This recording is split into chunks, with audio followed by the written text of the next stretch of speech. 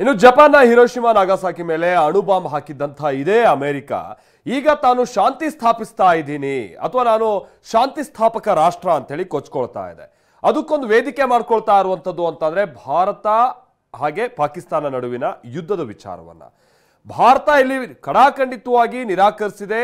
ಬೇರೆ ದೇಶದ ಪಾತ್ರ ಈ ಸೀಸ್ ಫೈರ್ಗೆ ಸಂಬಂಧಪಟ್ಟಂಗೆ ಅಥವಾ ಕದನ ವಿರಾಮಕ್ಕೆ ಸಂಬಂಧಪಟ್ಟ ಹಾಗೆ.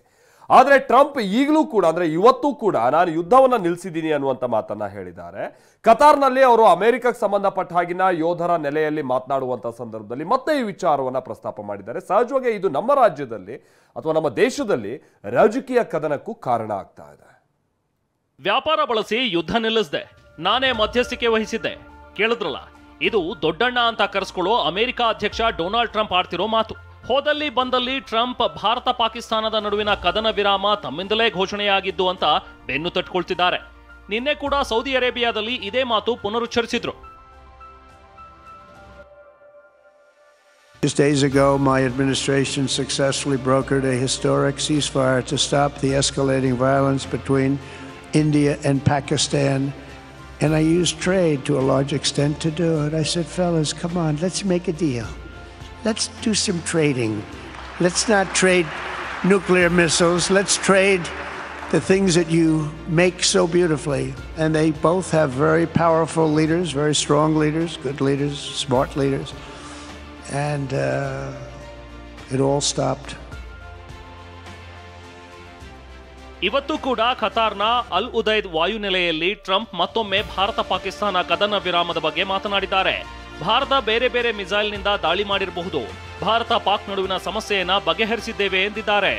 Settled the problem between Pakistan and India last week, which was getting more and more hostile, and all of a sudden you'll start seeing missiles of a different type, and we got it settled. I hope I don't walk out of here and 2 days later find out that it's not settled, but I think it is settled. And Pakistan was very happy with that, and India was very happy with that. And ಆದ್ರೆ Trump ಅವರ ಈ credit game ಅನ್ನ ಕೇಂದ್ರ ಸರ್ಕಾರ ತಳ್ಳಿ ಹಾಕ್ತಿದೆ.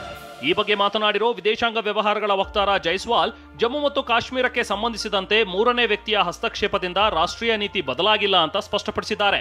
From the time of Operation Sindoor commenced on 7th May till the understanding on cessation of firing and military action on 10th May, there were conversations between Indian and US leaders on the evolving military situation. The issue of trade did not come up in any of these discussions. ಈ ನಡುವೆ BJP ನಾಯಕರು ಇವತ್ತು ಬೆಂಗಳೂರಿನಲ್ಲಿ ತಿರಂಗ ಯಾತ್ರೆ ನಡೆಸಿದ್ರು.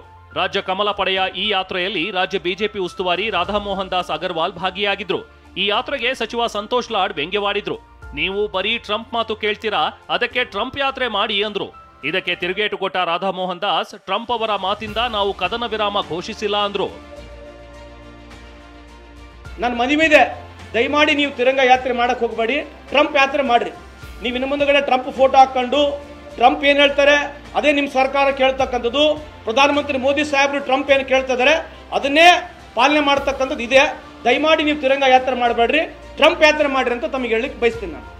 आप कभी train चलने जाते होंगे तो कुछ बच्चे ट्रेन से उतर करके ट्रेन को ढकेलने लगते हैं और ट्रेन उसी समय चल जाए तो कहते हैं देखो मैंने ट्रेन चला दिया। ट्रंप का व्यवहार भी एक वैसा ही बचकाना व्यवहार है। भारतीय जनता पार्टी ट्रंप के किसी भी मध्यस्थता को अस्वीकार करती है। ಇದಷ್ಟೇ ಅಲ್ಲ, ಭಾರತ ಪಾಕಿಸ್ತಾನದ ಪಹಲ್ಗಾಮ್ ಕದನದ ನಡುವೆ 1971ರ ಯುದ್ಧವು ಮುನ್ನೆಲೆಗೆ ಬಂದಿದೆ.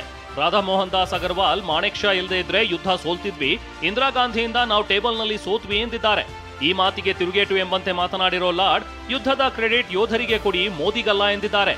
जो भारत के नेताओं ने शिमला में इंदिरा गांधी और भुट्टो ने बैठ करके लड़ा, जनरल मानेक शॉ नहीं रहे होते तो हम 1971 का युद्ध भी हार गए होते। श्रीमती इंदिरा गांधी तो अप्रैल 1971 में ही पाकिस्तान का युद्ध लड़ना चाहती थी। ಯಾಕೆ ಅವ್ರಿಗೆ ಯಾಕೆ ಪಬ್ಲಿಸಿಟಿ ಕೊಡೋದಲ್ಲ ನೀವು? ಆರ್ಮಿ ಅವ್ರಿಗೆ, ಏರ್ ಫೋರ್ಸ್ ಅವ್ರಿಗೆ ನೀವು ಯಾಕೆ ಕೊಡಬಾರ್ದು? ನಾವು who is in the front of the war, who is fighting for this country, ಅವ್ರ ಬಗ್ಗೆ ಏನಿರೋದಿಲ್ಲ. ಯಾರ ಬಗ್ಗೆ ತೋರಿಸ್ತೀರಿ ನಾವು? ಆಯ್ತು ಬಿಡ್ರಿ, ಚರ್ಚೆ ಮಾಡೋಣ ಬರ್ರಿ, ಅದ್ರ ಬಗ್ಗೆ ಚರ್ಚೆ ಆಗಲಿ. ಪ್ರತಿಸೋದಕ್ಕಿದೇನಾ? ಏನಾರ ಆಗಿರಲಿ, ಒಬ್ಬದೇ ಮನುಷ್ಯ ಫೋಟೋ ತೋರಿಸಿದ ಅವ್ರ ಬಗ್ಗೆ ಮಾತಾಡಿದ ಇದಾಗಿರೋದಲ್ಲ. ಫ್ಯಾಕ್ಟ್ ಇದೆ, ಸುಳ್ಳು ಹೇಳ್ತದೆ ನಿಮ್ಗೆ ನಾನು. ಅದೇ ತರ ತಾನೇ ಕಾಣ್ತಾ ಇರೋದು, ಬೇಸಿಕಲಿ ಎಲ್ಲ ತರ ಅದೇ ತರ ಕಾಣ್ತಾ ಇರೋದು. ಡೊನಾಲ್ಡ್ ಟ್ರಂಪ್ರ ಕ್ರೆಡಿಟ್ ಸುತ್ತ ರಾಜಕೀಯ ನಾಯಕರ ವಾಗ್ಯುದ್ಧ ಗಿರಿಕಿ ಹೊಡಿತಾ ಇದೆ. ಭಾರತ ಪಾಕ್ ನಡುವೆ ಅಮೆರಿಕ ಬಂದಿದ್ಯಾಕೆ ಅಂತ ಕಾಂಗ್ರೆಸ್ ಪ್ರಶ್ನಿಸಿದ್ರೆ ಕದನ ವಿರಾಮ ನಮ್ಮದೇ ಆಯ್ಕೆ ಅಂತ ಬಿಜೆಪಿ ಸಮರ್ಥಿಸಿಕೊಳ್ತಿದೆ. Bureau report, TV9.